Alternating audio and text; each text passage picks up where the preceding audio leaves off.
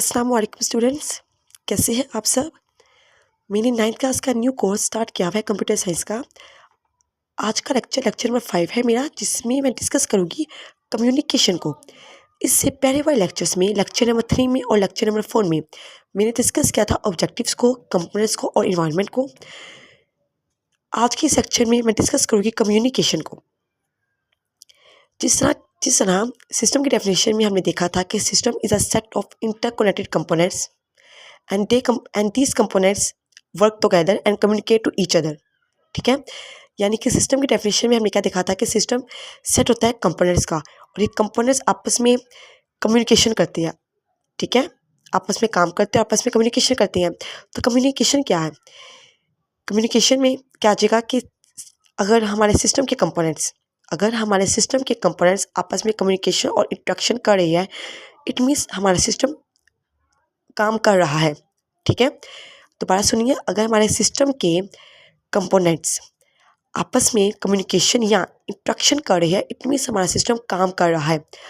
लेकिन अगर मैं ये कहूँ हमारे सिस्टम के कंपोनेंट्स आपस में कम्युनिकेशन करते हैं बहुत ज़्यादा ऑर्गेनाइज वे के साथ, स्मूथली तरीके के साथ, इट मीन्स हमारा जो ऑब्जेक्टिव था सिस्टम को बनाने का, वो ऑब्जेक्टिव को हमने अचीव कर लिया।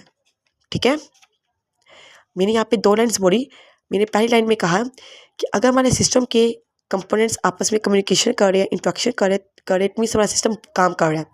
लेकिन अगर यही कंपोनेंट्स आपस में कम्युनिकेशन कर रहे हैं एक ऑर्गेनाइज तरीके के साथ, एक स्मूथ तरीके के साथ, इट मीन्स जो हमारा ऑब्जेक्टिव था, जो हमारा एम था उस सिस्टम को बनाने का, वो हमने अचीव कर लिया हुआ है।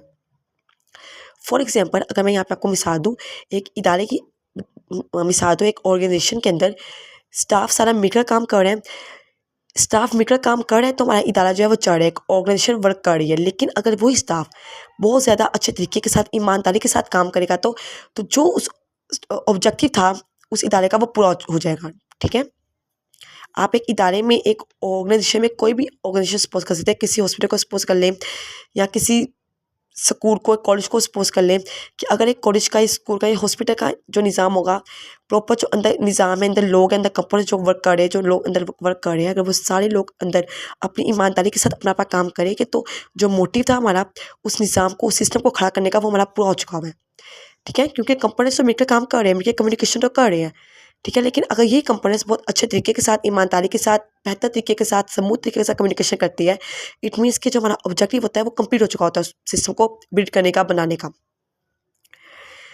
ठीक है, फॉर एग्जांपल अगर मैं यहाँ पे आपको मिसाल दूँ, अगर कंप्यूटर सिस्टम की बात करें, अगर कंप्यूटर सिस्टम के अंदर तमाम कंपोनेंट्स आपस में बहुत अच्छे तरीके से कम्युनिकेशन कर रही है, हमारा सीपीयू मेमोरी से डाटा को ले रहा है, डाटा को स्टोर कर रहा है, और इसके अलावा भी कंप्यूटर के अंदर जो भी कंपोनेंट्स है, सब कंपोनेंट्स बहुत अच्छे तरीके से अपना जो भी इनको काम दिया गया है वो काम परफॉर्म कर रहे हैं, इट मीन्स हमारा कंप्यूटर बहुत अच्छे तरीके से वर्किंग कर रहा है। ठीक है, अगर हम एक ह्यूमन बॉडी की बात करें, ह्यूमन बॉडी में जो हमारा ब्रेन होता है, हमारा ब्रेन सिग्नल सेंड करता है हमारी मसल्स को, तो हमारी मसल्स मूव करती है। ठीक है, इसी तरह का हमारी बॉडी के ओवरऑल जितने भी हमारी बॉडी के ऑर्गन्स है, सब ऑर्गन्स बहुत अच्छे तरीके से सारा काम परफॉर्म कर रहे हैं, सारा काम अंदर कर रहे हैं हमारी बॉडी में, इट मीन्स हम बिल्कुल सेहतमंद हैं। ठीक है, इसके साथ ही एक टॉपिक है, इस बेसिक कंसेप्ट ऑफ सिस्टम के एंड पे एक टॉपिक आ है, system interaction with the environment, कि सिस्टम इन्वायरमेंट के साथ कैसे इंटरेक्ट करता है। ठीक है, इन्वायरमेंट में हमने देखा था कि जिस इन्वायरमेंट के लिए हमने सिस्टम बनाया है, ठीक है, जिस इन्वायरमेंट के लिए वो सिस्टम बनाया है, उस इन्वायरमेंट में वो सिस्टम अगर अच्छे से काम कर रहा है, इट मीन्स कि वो जिस इन्वायरमेंट के लिए हमें सिस्टम बनाया है, हम ये देखते हैं कि उस इन्वायरमेंट में सिस्टम हमारा सही से वर्क कर रहा है। ठीक है, तो system interaction with the environment का मतलब है, अगर हम क्या देते हैं, अपने सिस्टम को इनपुट देते हैं और हमें आउटपुट मिलती है। ठीक है, और ये कंसेंट्रेटली मुसलसल ही काम हो रहा होता है। ठीक है, system interaction with the environment में क्या आ जाएगा कि हम इनपुट देते हैं सिस्टम को, हमें आउटपुट मिलती है, और ये काम मुसलसल हो रहा होता है। ठीक है, फॉर एग्जाम्पल अगर यहाँ पे आपको मिसाल दी जाए, हमारे पास हमारा वेदर मॉनिटरिंग सिस्टम है।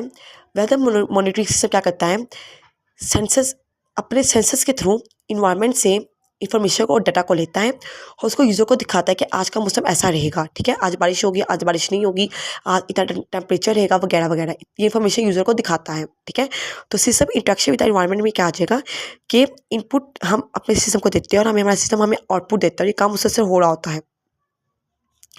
और जिस मकसद के लिए, जिस इन्वायरमेंट के लिए, जिस इन्वायरमेंट के लिए हमने अपने सिस्टम को बनाया, उस इन्वायरमेंट में क्या हमारा सिस्टम सही से इंटरेक्शन कर रहा है, उस इन्वायरमेंट के मुताबिक हमारा सिस्टम काम कर रहा है, तो ये आ जाएगा system interaction with the environment. जिस तरह के बारे में एग्जाम्पल है यहाँ पे, अगर हम बात करें कि जिस तरह जानवर होते हैं वो कैसे इंटरेक्ट करते हैं पौधों के साथ और दूसरे जानवरों के साथ अपनी फूड चैन बनाने के लिए, ठीक है। हमने साइंस में पढ़ा हुआ फूड चैन के बारे में कि जानवर इंटरेक्ट करते हैं पौधों के साथ, फिर पौधे इंटरेक्ट करते हैं फर्दर आगे, और जानवर इंटरेक्ट करते हैं जानवरों के साथ अपने फूड चैन को कंप्लीट करने के लिए, ठीक है। तो ये आ जाएगा हमारा system interaction with the environment में।